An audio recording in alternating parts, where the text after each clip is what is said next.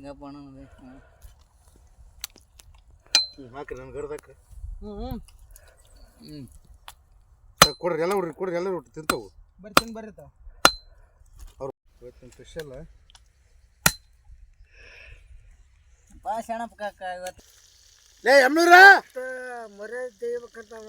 ಲೇ ಎಮ್ನೂರ ಏ ಅಮ್ಮನವ್ರ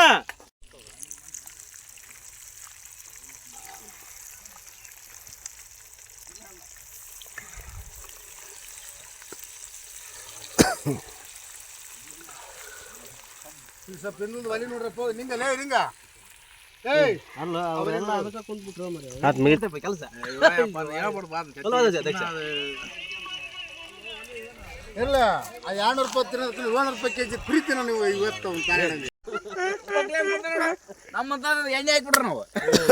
ಯಾ ಎಣ್ಣೆ ಇದನ್ನ ಎತ್ತೋಗಂತ ಮತ್ತೆ ಅದನ್ನ ಹಾಕ್ತಾರಂತ ಮಾಡಿದ್ನಿ ಹೆಚ್ಚಿಗೆ ಏ ಎಣ್ಣೆ ಅಲ್ಲ ಸ್ವಲ್ಪ ನೀರು ತೊಗೊಂಬರ್ರಿ